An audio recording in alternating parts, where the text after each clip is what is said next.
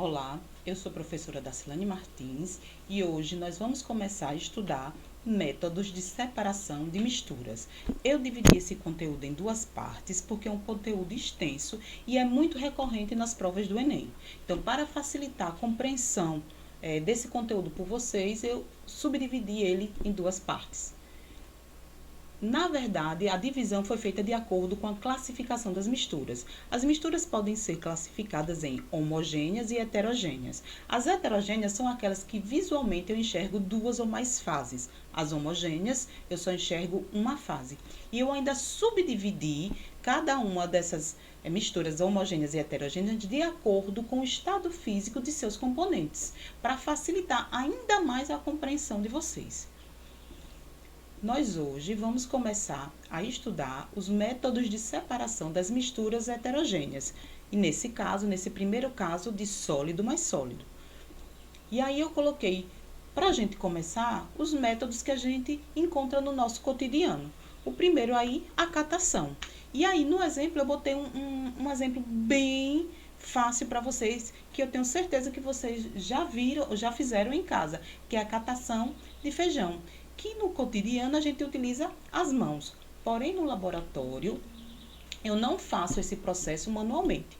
Eu utilizo pinça, e essa pinça pode ser de madeira, de plástico ou de metal. Vai depender do sólido que eu esteja manuseando, né? Então, aí no exemplo, a catação do feijão, que separa o feijão do gorgulho, de pedras, pequenas pedras, do feijão que não está próprio para o consumo. Então, a gente faz a catação manualmente.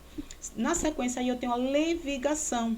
Na levigação, eu separo sólidos com densidades diferentes, onde uma corrente de água arrasta o sólido mais leve. Aí, no exemplo, eu tenho o garimpo. É no garimpo onde se utiliza muito a levigação. Na sequência, eu tenho a ventilação, que utiliza uma corrente de ar para arrastar o sólido mais leve. Também separa sólidos com densidades diferentes. Aí na imagem eu tenho uma trabalhadora rural que está jogando para cima, provavelmente uma mistura de arroz com casca, e a corrente de ar vai arrastar as cascas, que é o sólido mais leve. A tamização, que é o outro nome para peneiração. Então, na peneiração, a malha da peneira retém o sólido com maior tamanho. O sólido menor passa pela malha da peneira. Então, a tamização, no dia a dia, a gente chama de peneiração e separa sólidos com tamanhos diferentes, retendo na malha o sólido com maior tamanho. Na sequência, nós vemos a flotação. Na flotação, aí nesse desenho, nesse exemplo, nós temos uma mistura de areia e serragem. E na flotação, a gente vai utilizar um líquido com densidade intermediária, e nesse caso, esse líquido vai fazer com que a serragem, que é o sólido menos denso, acabe boiando nesse líquido. Então, acaba separando a serragem da areia através de um líquido com densidade intermediária.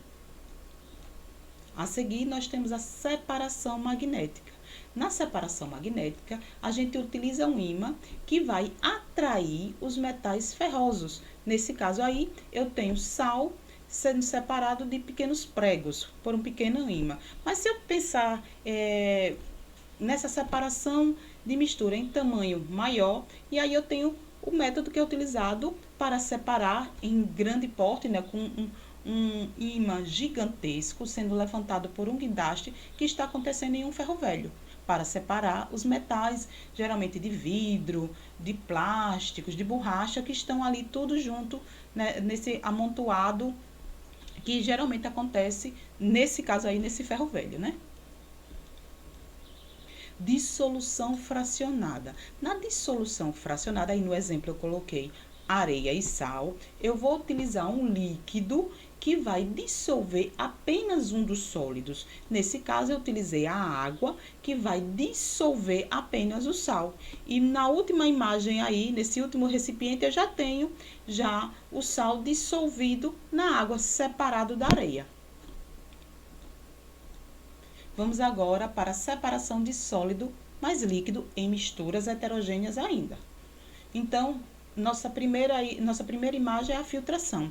Essa imagem é uma filtração realizada no laboratório, onde eu estou utilizando um funil de vidro, um becker, garras, um suporte, um bastão de vidro. Então, todo um equipamento muito apropriado para essa prática em laboratório. No dia a dia a gente não vai utilizar isso daí, mas é uma prática muito comum no nosso cotidiano. A gente faz filtração da água, a gente faz filtração para preparar o café em pó. Então, a filtração está no nosso cotidiano. Apenas a imagem aí foi que a gente colocou uma imagem típica do laboratório. Lembrando a vocês que para fazer filtração eu preciso de um filtro, que nesse caso aí esse papelzinho que está no funil de vidro. Esse filtro vai reter o sólido e vai deixar passar o líquido.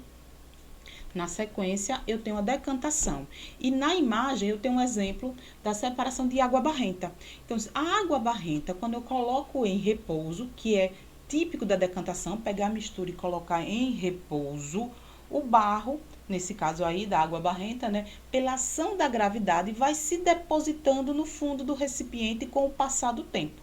Na última imagem, eu já tenho todo o depósito do sólido no fundo do recipiente. A decantação de sólido mais líquido também é chamada de sedimentação. Vamos para as observações.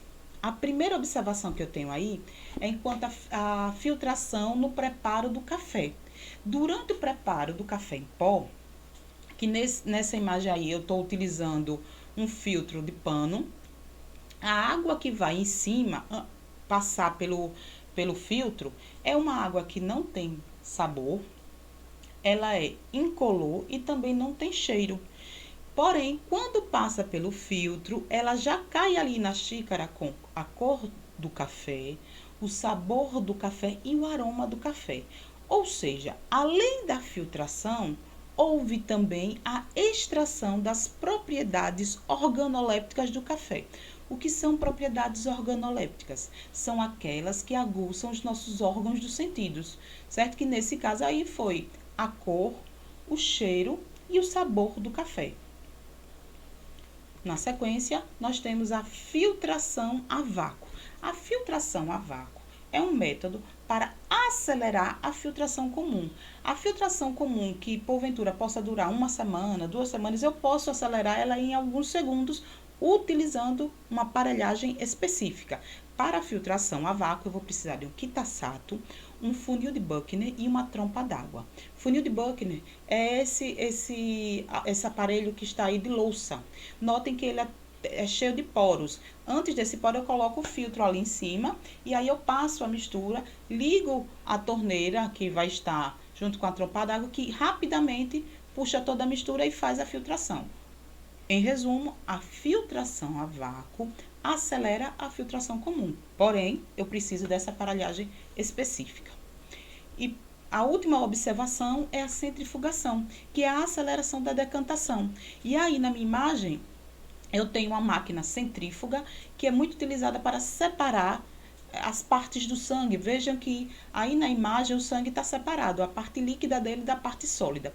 A centrífuga, ela gira em alta velocidade, fazendo com que o sólido vá para o fundo do recipiente. E aí nós conseguimos separar o sólido do líquido através de uma máquina de centrífuga. Agora nós temos outro caso, né? Separação de sólido mais gás. E aí eu tenho a filtração e a decantação. Para um exemplo da filtração de sólido mais gás, eu tenho o aspirador de pó. No aspirador de pó também tem um filtro. Dentro dele tem um filtro que, vez ou outra, a gente tem que abrir, limpar esse filtro, tirar todo o sólido que fica retido nele, colocar de volta e fazer ele funcionar novamente. Então, ele separa o sólido do gás. E na decantação, e aí na imagem eu tenho uma criança que está limpando as mãos de poeira, né? Tá bem claro, dá para ver a poeira aí, batendo nas mãos. Essa poeira, pela ação da gravidade, vai para o fundo. Nesse caso aí, está se depositando na superfície de um móvel. Note que a mão está passando assim, e essa poeira que a criança bateu com as mãos, pela ação da gravidade, se deposita em alguma superfície. Então, é uma decantação, e que separa, assim, um sólido de um gás. Na sequência, nós temos a separação de líquido mais líquidos de líquido mais líquido não se misturam, ou seja, líquidos imiscíveis, certo? Então, para separar líquidos imiscíveis, eu tenho a decantação, porém, eu vou precisar de uma aparelhagem específica também. Então, como toda decantação, eu coloco a minha mistura em repouso. E nesse caso, eu vou colocar a minha mistura em repouso dentro de um funil de bromo, que é uma aparelhagem de vidro que vou colocar a imagem aí para vocês. Tá vendo que tem uma torneirinha logo no final. Então, você coloca a mistura aí no funil de bromo, que também pode ser chamado de funil de decantação ou ainda funil de separação. A mistura é colocada em repouso. Depois que os líquidos se separam, você vem, abre a torneirinha, o líquido mais denso está no fundo do recipiente, do funil, ele vai sair primeiramente e logo, à medida que o líquido vai baixando, quando você vê que toda a parte de baixo, o líquido mais denso saiu, você fecha a torneira e você tem os dois líquidos separados. Então, essa é a separação de líquidos imiscíveis, ou seja, líquidos que não se misturam. Eu vou encerrar nossos métodos de separação das misturas heterogêneas por aqui. Na sequência, já vai vir uma aula com métodos de separação das misturas homogêneas. Eu espero que vocês assistam as duas aulas para que depois possa vir responder o exercício. E eu vou terminar a aula de hoje com uma frase de Albert Einstein, onde ele diz: o importante é não parar de questionar. Muito verdade essa frase, a gente não pode parar de ir em busca de respostas, né? Se questionar e ir em busca das respostas, certo? Eu espero que vocês tenham gostado da aula de hoje e que assistam a próxima aula. Eu vou ficando por aqui, até a nossa próxima aula. Tchau!